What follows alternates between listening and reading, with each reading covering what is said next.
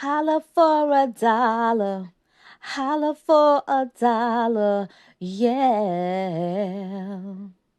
Making people laugh through life experiences. Yeah. Holla for $1. Holla for $1.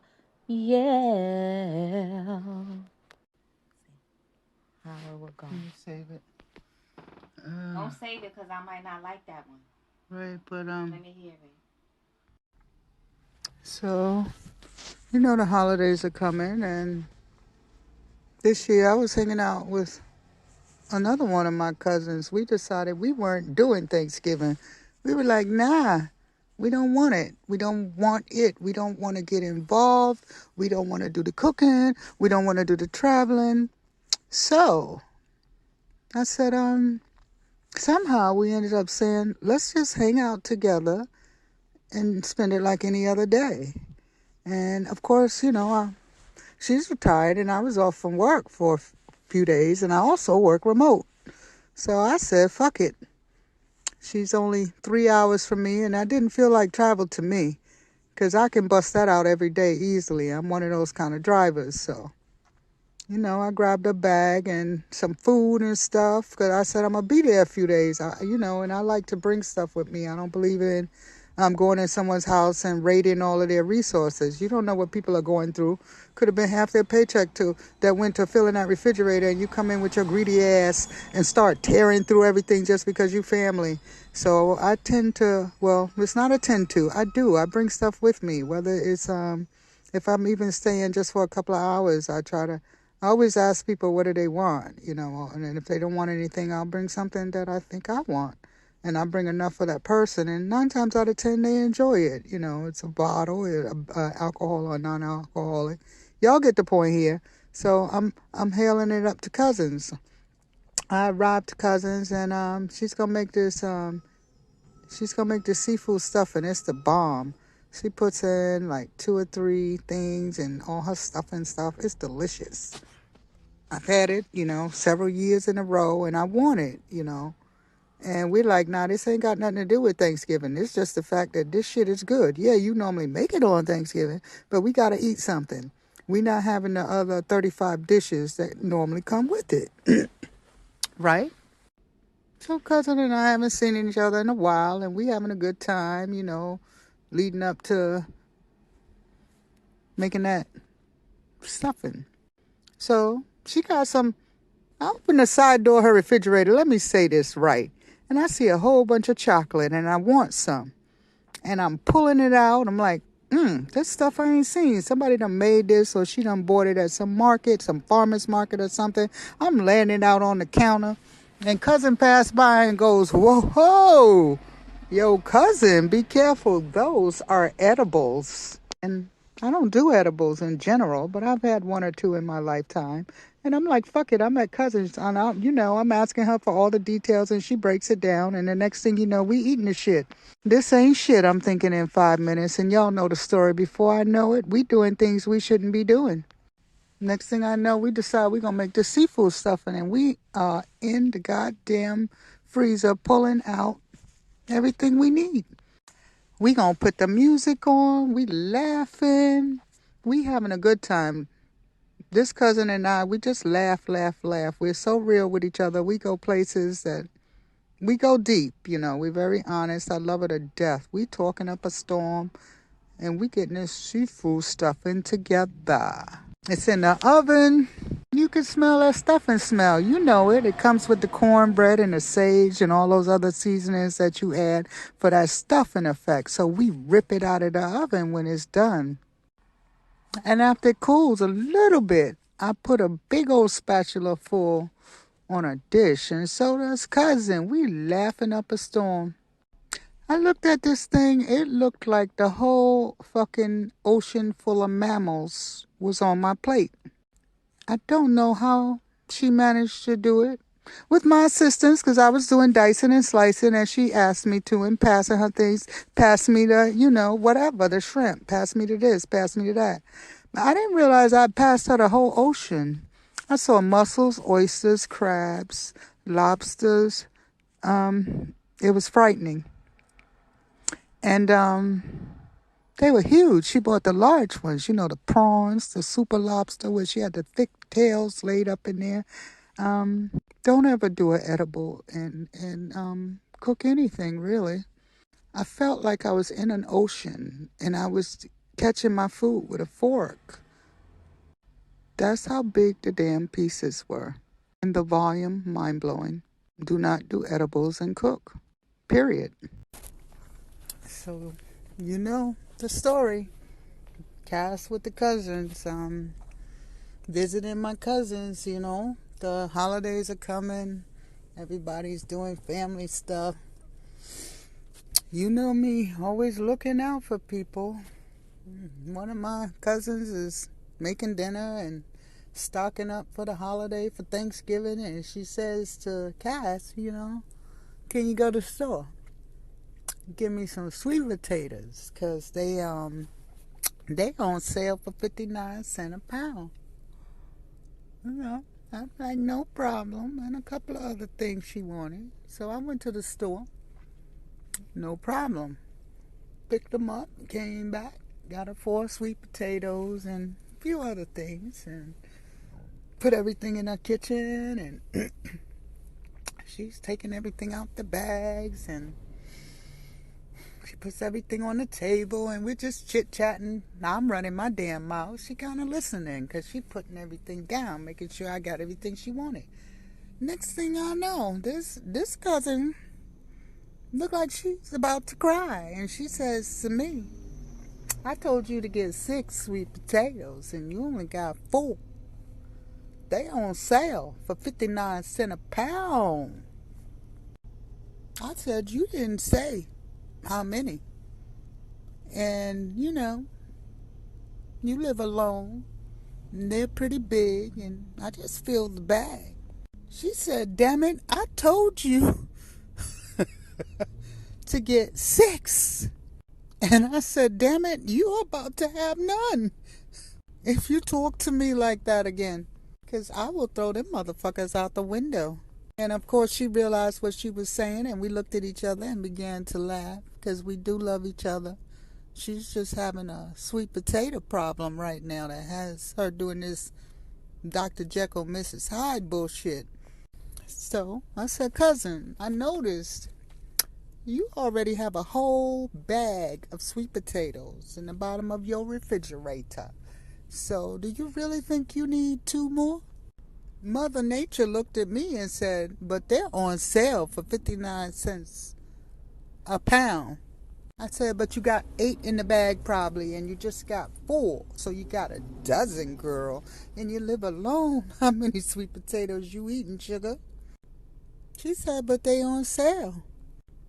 I said, okay, mama, and you got another 3 sweet potatoes in the freezer already cooked. So you got about 15. She looked at me like, bitch, I don't care if you count the fucking 37. I said I wanted 6. Now, mind you, she's got me by a few years. So she's giving me that eye like a big sister would give, even though she's a cousin, you feel me? And we are first cousins. Don't forget, I have like 325,712 first cousins. And she's one of them. She looked at me like, if you don't go back to the store. And before she could finish her look, I looked at her like, if you look at me like that again, I will jump you in here. And we began to laugh. I said, cousin, if it's that deep for you, I will go back to the store tomorrow and pay the extra 10 cents a pound and buy you as many sweet potatoes as you want. But today, I'm done. Y'all know I like to get y'all involved in these scenarios. Tell me, 15 sweet potatoes, 1 person. I think it's not for me to call it, right? But guess what? You didn't tell me how many goddamn potatoes you wanted. Would you go back to the store, or would you just tell her, shove them? Comment. See, I love my cousins, and I'll do anything for them. But I won't do that. So she decided to teach me a lesson when it was dinner time. She had a whole split and buttered up sweet potato on her plate and just cut me off the little tip on the corner. You know what I'm saying? And laid it on my plate. And said, don't worry about getting those extra potatoes. I'm good now. Cousins. I love my cousins. Yeah. Making people laugh through life experiences. Yeah. Holla for $1. Holla for $1. Yeah. So I believe people should eat what they want to eat, and basically that means I should eat what I want to eat. Sometimes people introduce me to foods and I'm grateful for it, and vice versa. Sometimes I'm offered things I decline, and vice versa. Now, people who know me well know that I'm not heavily into red meats. Every now and then I'll have a burger. Once in a blue moon, I have a steak. Every now and then I'll have some bacon. I prefer to stick to the products that I like, which are generally fruits, veggies, poultry, seafood. Basically, not a lot of starch. Very simple. Everybody knows this about me who's close to me because I make it known, because I don't want you to waste your time making me stuff that I'm not going to eat, and I don't want to come to a table where there's nothing for me to eat. You know, when I cook for people, I'm sure y'all have heard in some of my stories with my cousins, I lay it out. I often try to give people variety as well. Even if I know you like 4 things, I might make 2 of them. I've always been that way. I like to eat little things and variety instead of one big thing. Also known, when I go out, I normally order a bunch of appetizers, and I'm happy. Entree, I don't touch often, but I'll kill all the appetizers because they're normally little veggies and stuff that I like. Okay, so here we go. I've been making the rounds with the cousins because autumn is approaching where I am right now. So I'm bouncing around before I bunker in, and I'm now with another cousin. This cousin has company, myself and others at the house, and my cousin says to another cousin, where are those neck bones you promised me? And that cousin says, I can go to the store and get them now and make them for you. First cousin says, oh, don't bother. The visiting cousin leaves, and I decide to spend the night. You know me, spending time with my cousins. I get up the next day, and this cousin says to me, can you go to the store for me and get me some neck bones? So I gave her a quizzical look, and I thought about that person, my cousin and her cousin, who offered to do it the day before, who even offered to cook those neck bones that were declined. So I'm like, okay, I'm good. I'll go pick them up. All I got to do is check the expiration date, right? Once I find them, right? And make sure they don't look like they already cooked, right? So I hit a store, and I get asked in Spanish what kind of neck bones I want. After I ask where the neck bones are, and I know this because of the way the person spoke to me. I knew I had a choice. So I followed the eyes to the neck bone products. One was fresh, one was smoked. Okay, I'm going to go with the fresh. Check the date. I'm proud. It's in the cart. Now it's at cousin's home. Time passes, and I'm about to leave. Give up hugs and say goodbye. And as I'm about to walk to the door, I hear a voice say, hey, Cass, can you smell those neck bones and let me know if they're fresh? I cringed when I heard those words. Yes, I did. And I heard myself saying out loud, I don't eat neck, and I don't know what it's supposed to smell like. My cousin sighed as if I had just broken a 10th commandment by not knowing how to inspect the neck. And I said, you know what? Your neck master was here yesterday, who volunteered not only to get that neck, but to cook that neck. and you dare to ask a non-neck eater to inspect the neck? I looked at the neck and I left for a few hours. Then I decided to pass back through out of curiosity. And when cousin opened that front door, the aroma of that neck was everywhere. So let me ask y'all out in the audience, would you as a meat eater ask a non-meat eater to inspect your meat? Comment, because Cass Allen from Holla for a Dollar want to know. Thanks for your input. So I decided to spend the Thanksgiving holidays with one of my cousins, Took some time, figured I'd take a little over a week, like 10 days, go out to her place, chill. Older cousin, you know, do some things for her around her home and, improve it. I know she's been going through some things, cook for her, all kinds of stuff, whatever she needs, shop, whatever we do, because that's how I am. I love hard on my family. Whatever they want, they got it, as long as they don't try to abuse me. Y'all heard that part, right? No abusing. So anyway, I take this trip, nice little trip. I decided to drive about 1,000 miles. Think I'm going to hang out with cousin for a while. I get there, get into my room, chilling. I notice some things. I settle in and I get immediately to work. Upgrading, repairing, shopping, improving, because that's what I do, you know. If I see a need and I can feel it and that person is genuinely trying or needs support, I'm there if I can be there. And, she needed a couple of things done around the house. You know how it is. Like I said, she's up there. She's very, very neat and very, very clean. But as some of us will hopefully find out as we get older, there's but so much we can do. So I was there. So I'm like, bet, cousin, I'm going to cook the whole time I'm here. I got you covered breakfast, lunch, and dinner. I'm slamming it. I hear her on the phone talking about, yeah, she made me eggs, this, that, oatmeal, pancakes, sausage, whatever. I've been throwing down the last couple of days. Oh, yeah, I had these good lunches. She made me spaghetti, sandwiches, whatever. I'm putting it on her. But I ain't hear nothing about dinner. And I'm cooking that too. Then about day 3, she says, where's the meat?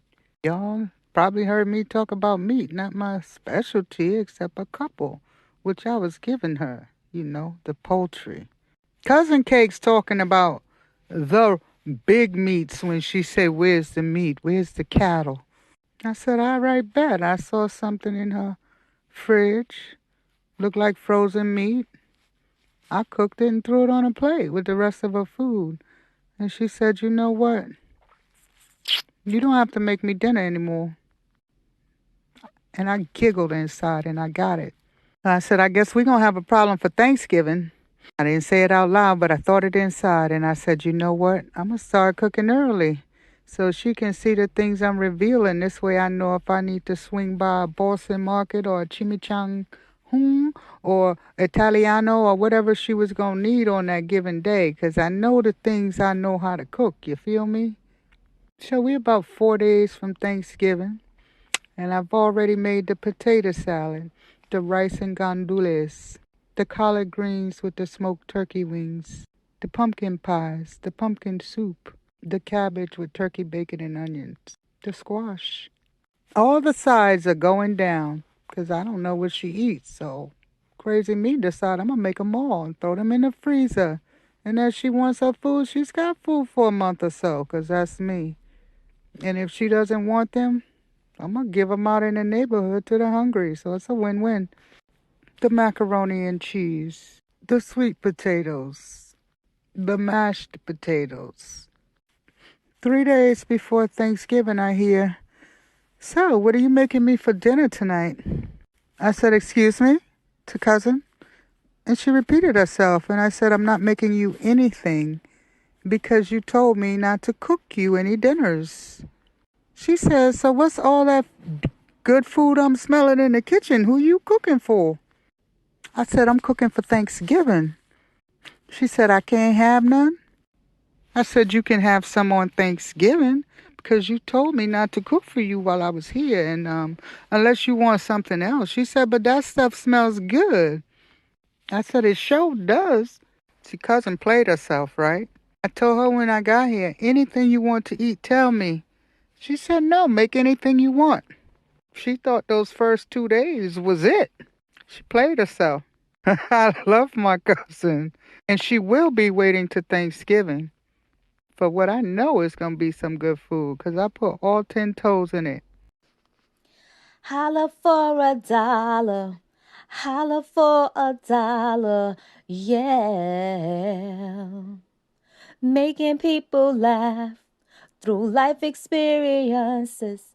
Yeah. So like I told y'all, I'm really close with my cousins, as many as I know so far, which are like, I don't know, 725,000 of them. And like I said, I get around, I believe if we're family, we gotta show up, or why call ourselves family, right? So one of my cousins wasn't feeling well.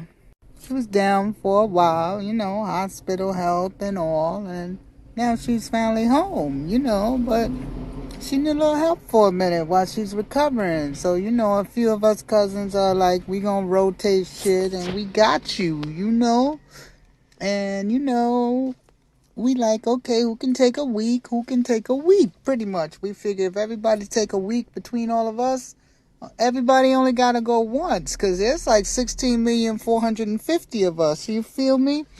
So I'm going to take a week. I'm going to get my bags and I'm going to go over there and I'm going to help her out. She really need help with everything like breakfast, lunch, dinner, medication, shower. You feel me? She need help. So we all like, we going to handle this because that's what family do, you know.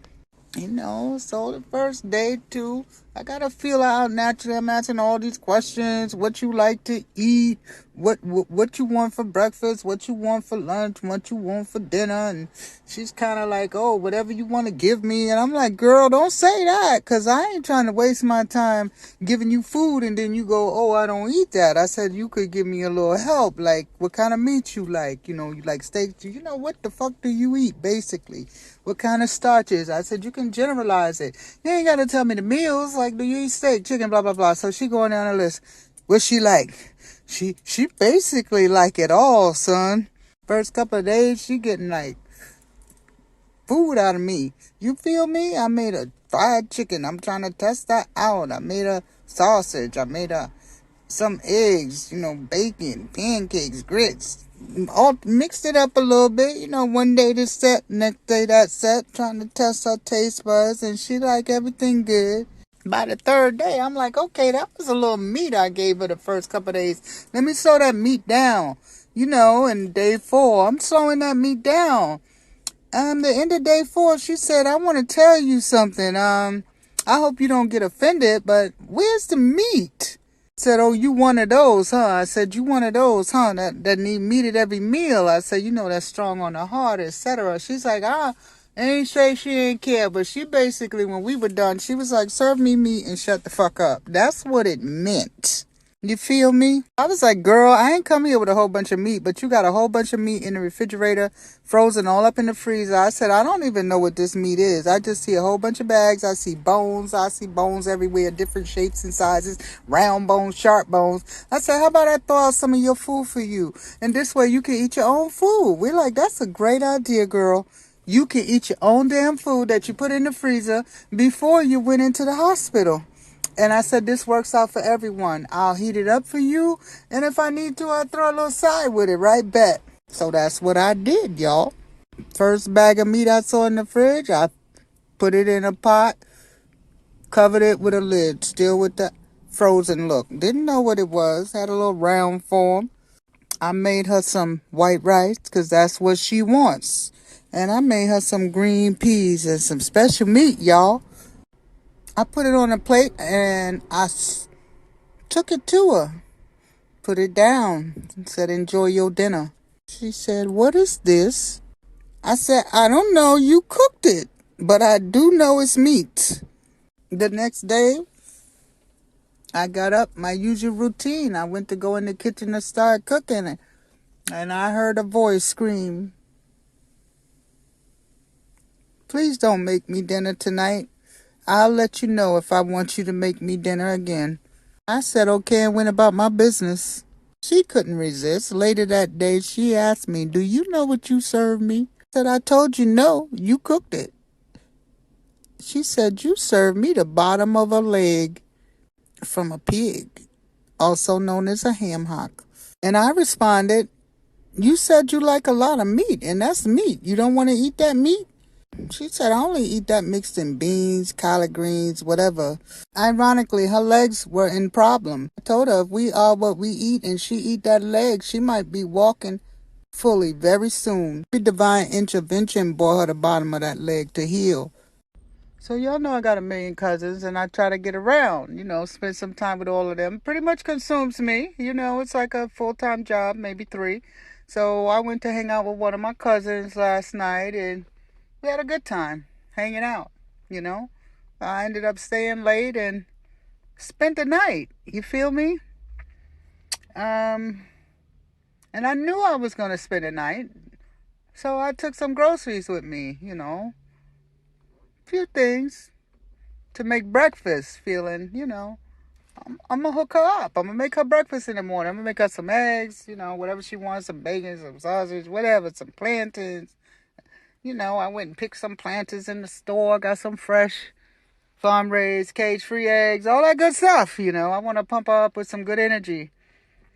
So I get up the next day, and I'm up early because that's me. She knocked out, and I go in the kitchen, and I bought 2 plantains, and placed them on a pile of bananas. There was 1 plantain left, people. So I'm thinking to myself, I love plantains. I know that smell like 18 miles away, like an honorary dog knows. And I go, I ain't smell no plantains in this house, yo. I did not smell no frying of no plantain, no boiling of no plantain, no baking of no plantain in a damn pot, air fryer, deep fryer, cook, fry, hot, whatever you want to call stuff. I didn't smell a plantain. So I sat there for a minute and I thought about this and I said to myself, So it was quiet in my cousin's bedroom, and I don't know, maybe 10, 15 minutes into my thinking, I hear her TV come on. So I said, let me give her a few minutes. I'm going to still make her breakfast, and when I go in there, we going to have a little talk. So I decided not to make the plantain, but instead I made her some eggs and sausage, oatmeal, cut up some pineapple, made her coffee, hooked her up, A little water, a little juice, because that's how I do things. And I went into her bedroom, and she was so excited. I put it on a dresser, on a tray, smelling all good. She thanked me, and it's like she in church and just heard the word in the food. You feel me? I saw her go from sleepy to thank you, Jesus. You feel me? Her eyes went from don't bother me in the morning, cousin, to I'm so glad you're here, girl. I could see her nostrils open up to let in those smells, and that smile hit her face, and she relaxed in her chair. She looked at me through tiny eyes like the sun was in her face because she was so cozy and happy. And I said, hey, cousin, you know what a yellow plantain is? She said, I sure do, with much confidence. Like, girl, why you asking me such a stupid question? I said to her, you do. So why'd you eat one raw yesterday? This lady looked me in my eyes and said, it did taste kind of funny. I looked back at her like I was trying to work out the hardest math problem I've ever faced in my life. I said, cousin, why did you eat a raw plantain though? They're normally fried, boiled, or baked. Cousin looked at me and said, I'm sure other people have eaten them raw. Inside my head, but never through my mouth, I thought, my cousin is cattle. Not because of her size, but her eating abilities. The ability to digest roughage, wholesome, unwholesome, and to take the whole thing down, even with question. I think she's ready for the X Factor. She could probably make the family a bunch of money eating that stuff that used to be offered up to people on that show. I don't even know if it's still on the air. But let me tell you something. She made me think it's time to do a TikTok challenge and hand people a yellow plantain and see if they eat that damn thing. Yo, she took it down like a boss. She took it down like it was a rebel banana, and she was going to make sure it knew where it needed to be eaten. You feel me? She said, I don't care if you don't taste like a banana. You are a banana. And lastly, she had the nerve to ask me, aren't they cousins? Just like us. Yes, they are cousins. The banana, they're both yellow. Holla for $1. Holla for $1. Yeah. Making people laugh through life experiences. Yeah. Holla for $1. Holla for $1. Yeah. So there's a game show named To Tell the Truth. The host tells a story about someone, and three people are sitting in a position, all pretending to be that someone. And other people ask those three people questions about that person that's been described to them. And at the end, they determine which one of those three people is actually the person being discussed. And they basically try to make that decision based on how these people are answering the questions. Obviously, only one person is telling the truth, thus the name To Tell the Truth. And two of them are fudging their asses off. And many times we pick the wrong person because of the acting involved. It's good. And the one who is actually telling the truth is superseded by a fake person. Now, why do I mention this game show? Because it's pretty much what I feel in this time, this day, my experiences in my location, that life is about. You meet people and you basically start off automatically trying to determine if they're telling the truth. Imagine you meet three people you're interested in and you're going out on a date with each one. A weekend you find out the first person lied about their name because they didn't think it was serious, so no need to tell you.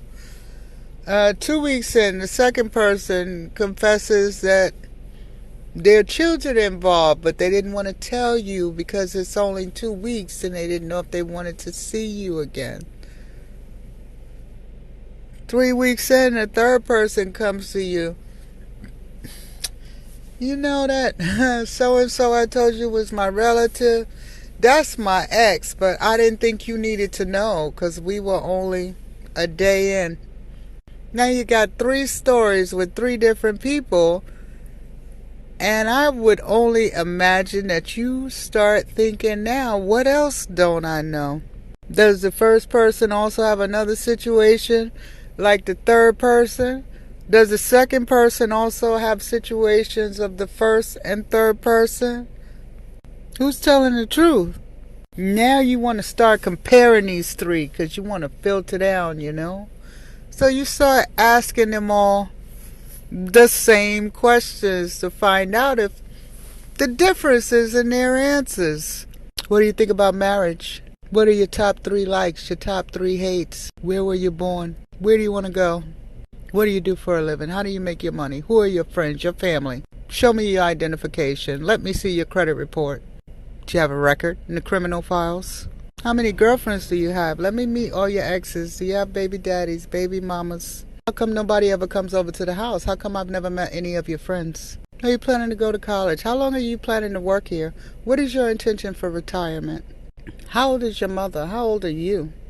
Do you have any siblings? Do they have criminal records? And the list goes on and on and on, because now you want to know the truth, the whole truth, everything, because you feel like information was omitted Now you want to know every damn thing that you had no interest in before you heard that information when those three people decided they wanted to tell the truth. Now even when they tell you the truth, you don't even believe it because you don't know what the truth is anymore, because you spent a few weeks, 1 week with one, 2 with one, and 3 with one, a total of 6 weeks being deceived, and you thought you knew what was going on at that time. So you felt like a fool for a minute, and now you're paranoid. Or you accept the reasons that they give you for lying to protect themselves. But when you have an altercation, you remind them of how they deceived you. Then you don't even know if you should pick 1, 2, or 3, who to believe. I've been on both sides of that coin in my youth. Who else is willing to admit it? Sometimes we've tried to impress in our youth, or we've left things out. We meet someone who's lying through every molar in their mouth, and in the end, we're not together. I've learned to be transparent. You'll avoid a lot of headaches. Holla for $1. Hi, my name is Karen, and I'm a pilot. I love skydiving. I have 7 kids, 1 cat. So, as I always tell y'all, with your facts, I got about, 8,300,725 cousins. And I'm talking first cousins. Like, it seems like every month I'm meeting another posse full of them. And I'm graced, I'm blessed. Recently I met 4 generations of first cousins in one room that were between the ages of 1 and 89. I'm sorry, 4 and 89. Amazing. As I tell y'all, thanks to all these cousins, I get to come to you all and discuss some of the things my cousins and I talk about. Sometimes we just want to hear what y'all think, and sometimes we just sharing that we are crazy. Okay, so I got this cousin, and he's got this girlfriend he's talking to, and she ain't quite hitting all the spots that he wants her to hit. So he came to me for advice because all my cousins know, I'm crazy.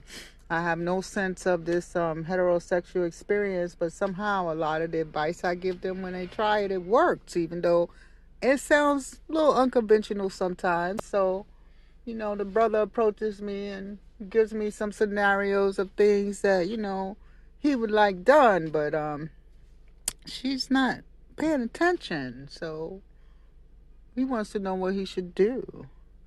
I told him to go to a toy store and get a paddle and a whip, long whip, some long straps, and take him home and, make a request. And if she doesn't abide, take that paddle and pop the fuck out of her ass. And he's like, nah, I can't do that.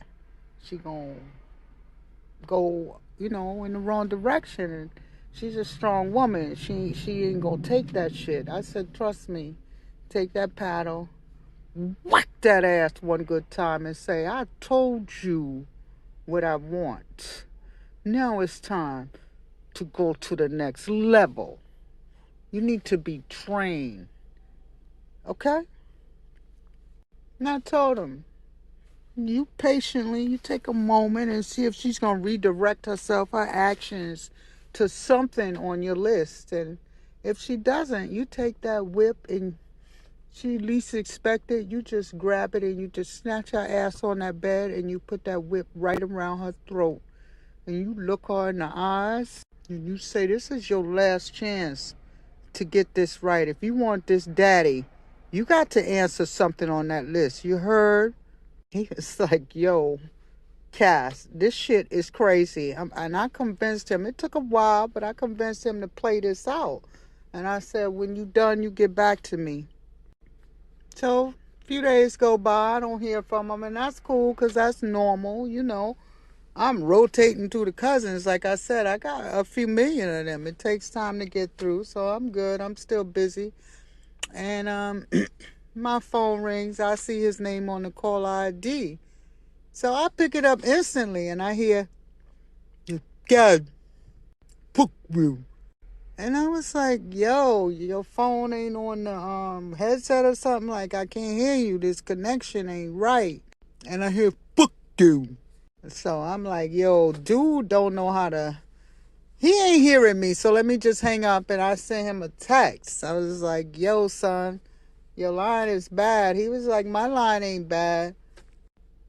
Fuck you. One quick second, I'm going, that's what the fuck you said on the phone, but it didn't quite sound like that. It sounded book you. And he's still texting, nah, nigga, I went and I didn't even get to the whip. This is what I'm reading. I'm not going to put y'all through it all, but bottom line is, he didn't get to the whip. She fucked him up. He said when he went to pop her with that paddle, she took that shit out of his hand and she paddled his damn face. Ladies and gentlemen, I want to ask you this and others respectfully. Is that my fault that he chose to execute and listen to what I said and it didn't pan out the way he wanted? Maybe he didn't give her the right stroke with the paddle. Maybe he didn't pop her at the right time. Maybe he didn't pop her in the right place. You understand what I'm saying? Is that my fault? Speak to me. Let me tell you, there are so many reasons to leave people alone when it's over. When you decide you're not going to see each other anymore, there's no need to spend weeks, months talking about that shit. End it the same way it began. Just end that shit. As y'all all know, I got 100 million cousins, and as you could imagine, as we all, they go through ups and downs. They have relationships that come and go. And I got this one particular cousin who's in the middle of, well, I won't say in the middle of, she broke up with a man about 4 weeks ago. After a couple of years together, they just decided this shit ain't popping. It's not working. We've tried everything. This ain't good. We need to stop. Let's end it, Let's end it. And they like, okay, we good. They're living in the same home, but they need to separate. But they've decided they're going to live individual lives and be good while said party is looking for another place to live. You feel me? So, dude, he putting on all kinds of colognes and going out all the time. You can clearly tell he out there trying to get pussy, or he getting pussy, because he coming in, he cleaning up, he smelling good, he hitting the circuit. She ain't paying him no mind. It's over. Like I said, y'all said it's over. So she can't be up in his face. He ain't enjoying his best life and everything's good. Time passing and she move out and he's still doing his thing. And she ain't done nothing yet because she ain't ready. But she ain't hating on him. She just wants some peace with her vagina for a while before she take it to somebody else. You feel me?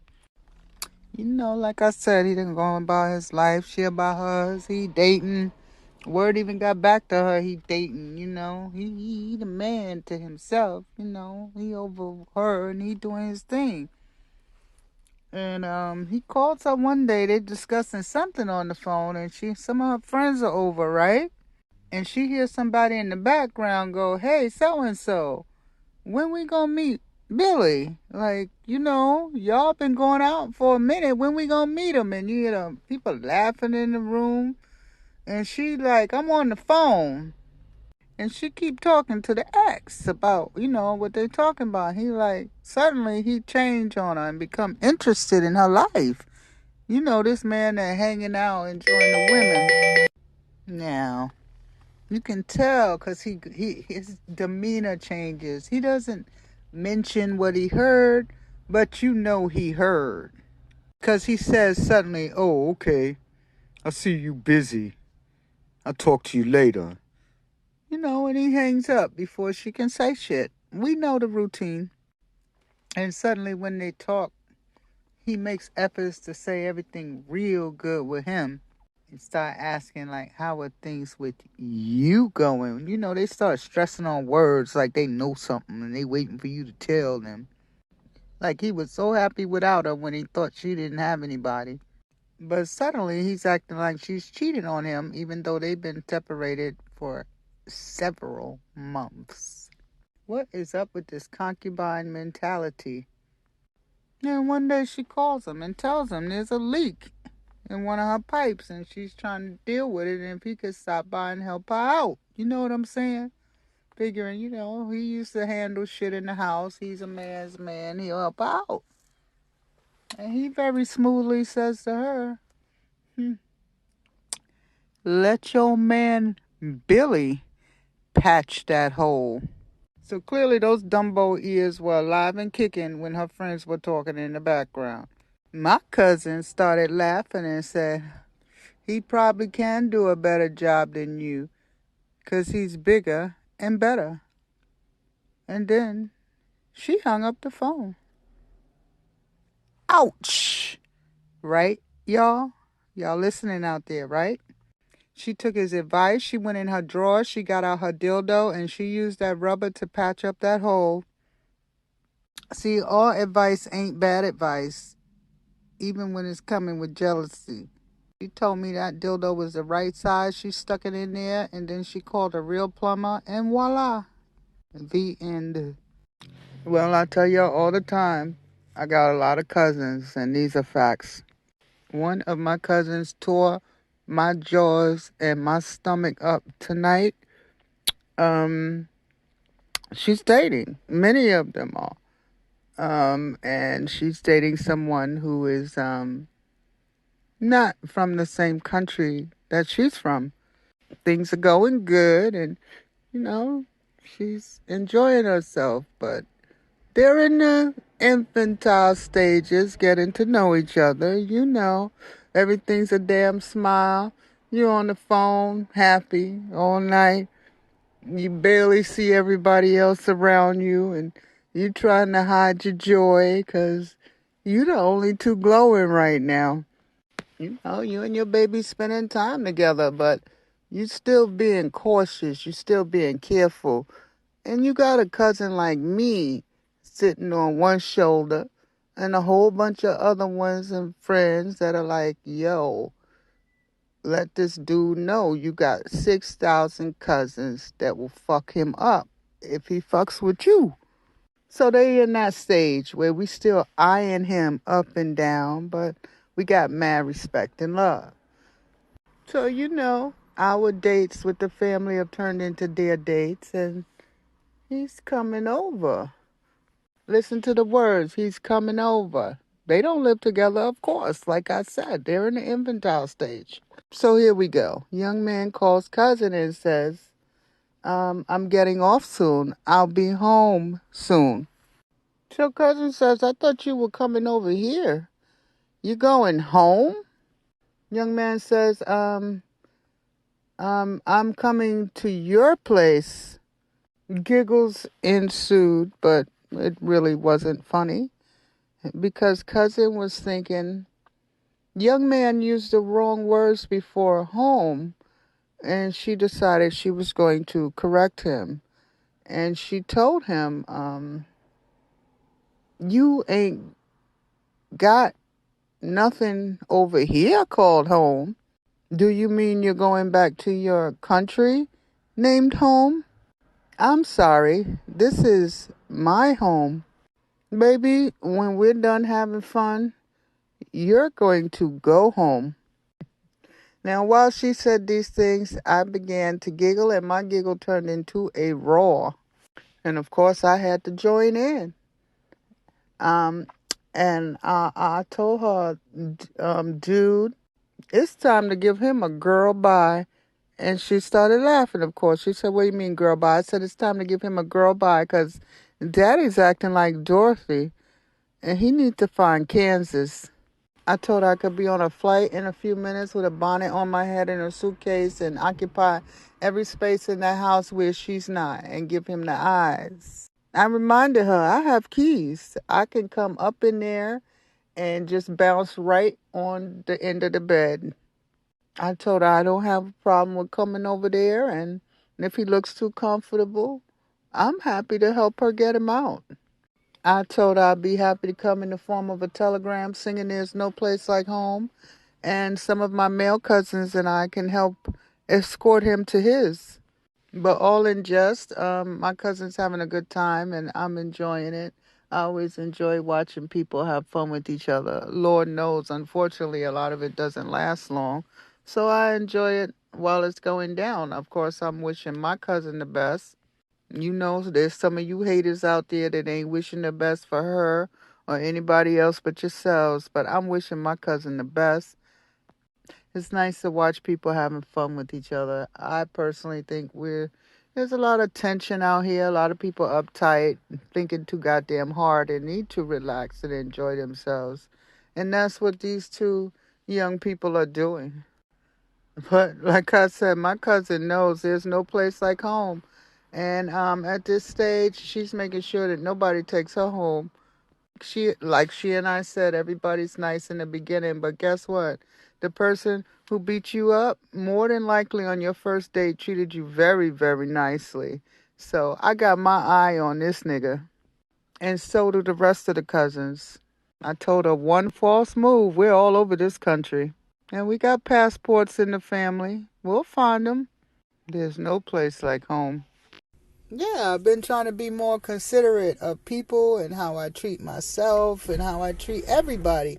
Not just the people that, you having sex with or that came out of your genitals or you have the same DNA or you co-workers. A lot of people, they treat people based on proximity or longevity, how long we've been working together. You my dog or how long you been, whatever the case. But I'm really trying to work on being more conscious of the people around me, and start thinking more of a community level. I used to be one who even thought either family or the world. And there's a big puddle of people in the middle who could use some attention.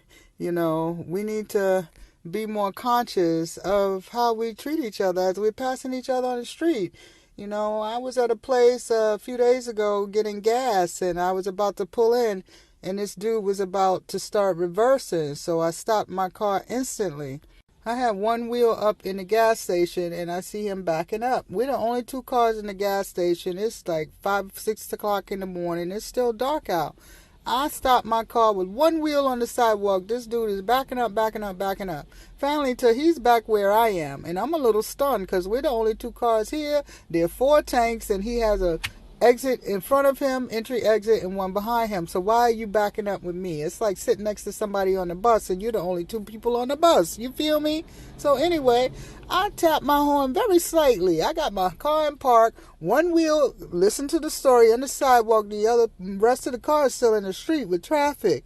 I have my signals on, blinking, because this man is holding me up. And he gets so close to my car that I can no longer see his driver's license. So I very gently tapped my horn one time so he can be aware. I'm thinking to myself, okay, Mr. 89-year-old is out getting gas this morning. Be gentle. Don't blare your horn. Don't scare him. Don't mess with the pacemaker. Take your time. Be gentle with him. And then dude proceeds to go off to the left and park his car. I pull in. I go over to get pay for my gas. And the young man gets out of the car. Yes, I say young because he's probably half my age. And he says to me, you can't see? You acting like you can't drive. And why are you looking at me? Yes, he did. Now, y'all know damn well a lot of people would have been bumping chests, knocked the fuck out in the gas station, dragging each other, cutting each other, doing to immaturity, because the next person would have said, who you talking to? I'm talking to you, nigga. And it would have escalated, right? But thank God for the lessons in life that have brought me to where I am. And like I said, I'm trying to be more community driven. So instead, what I did was say to this young man, when he asked me, could I not see? And why was I looking at him? I very politely said to him, actually, I can see. I said, I was not. He said, no, he asked me why was I still moving my car while he was trying to move his car. And the gas attendant was watching this. And I said very nicely, I said, I was not moving my car. I was in park. And the gas attendant began to laugh loudly because he knew I was telling the truth. And I said, also, I was looking at you to make sure you are okay, because I couldn't understand why you were backing up into a car when we're the only 2 cars in the gas station. I thought maybe you were an elderly man that was possibly having a condition. And I said, that's why I was looking at you. I said, there's nothing about my energy that's threatening, so I don't understand your drama. I said it very nicely. And as I said it, I could see all that dramatic energy just leave his body. And he hopped in his car and took his ass where he needed to be. And the reason I tell you this story is because we do really have a choice in the outcome of things sometimes. I'm becoming more conscious of how I respond to bullshit. You know, I could have told him, fuck you, you four-eyed, cockeyed nigga. You the one driving like you can't see, and you got the nerve to have your baby up in the car. What kind of permit does this baby have? Because the baby need a permit to help you out, because you can't drive, nigga. You know, I could have taken that approach and gone deep with that, because my mouth is trained. But instead, I let the God come through me, and I'm glad for it, because as I told you, he got right in his car and disappeared like I had 8 eyes, and that was fine with me. Much more preferable to chest bumping, knives, guns, dragging each other down the street under each other's wheels. People, get your lives. This is Cass Allen, hollering for $1. Have you ever been in a situation where someone says to you, oh my God, I didn't know that you had that in you, or I didn't know that so-and-so could act like that, or, well, you know, I don't believe you because I never saw that in that person. Are these things sounding familiar to any of you? Or, I need to see it for myself, because when we're together, that person doesn't treat me that way, so you sure? And baby, let me tell you something. A long time ago, I was probably a teenager, I wrote something, and I remember it. It says, we are all rainbows, every color is true. Pick any color, and I'll show it to you. And at the time, you know, the colors for me were personality traits. You know, you want to see the happy, the sad, the mad, the crazy, whatever you want to see. At one time, I told people, you'll see it. Person A may only see the bliss in me. Person B may only see the horny me. Person C may see the geek me. It depends on how we connect, correct, audience? I have people in my life where if two of them are having a conversation about me, they think they're talking about two different people.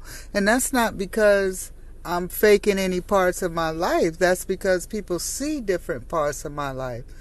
For instance, some people see me as a creative person because they see me in a creative environment only. Some people see me as a technical person because they see me in a technical environment only.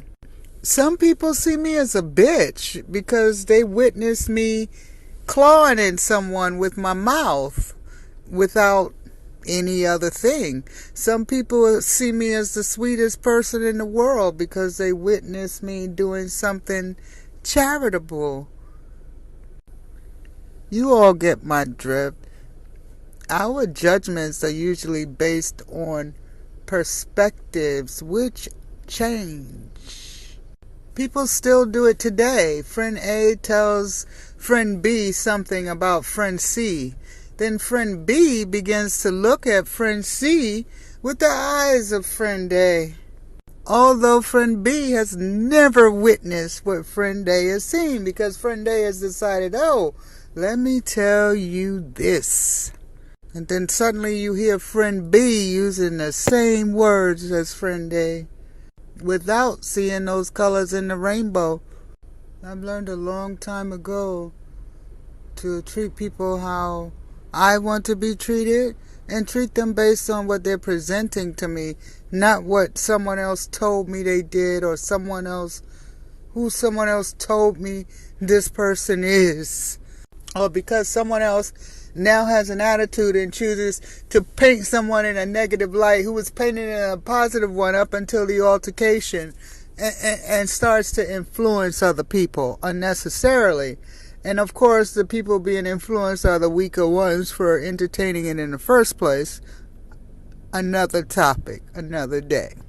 I only entertain things that bring them to me if the person's detrimental. Let me know if someone I like just got out of prison because she killed her ex. I kind of want to know that. let me know if the one I'm winking at across the room just burned her mother's house down because her mother wouldn't loan her $50. I kind of want to know that. But I don't need to know that Poopy is upset with Doopy because Droopy was late. And Droopy now has a bad light and don't talk to Droopy. I don't give a damn. Don't drag your bones here. Eat your goddamn bones. Eat them. Suck the marrow out of them if you will. Because if you bring me a bone, I'm going to throw it at you.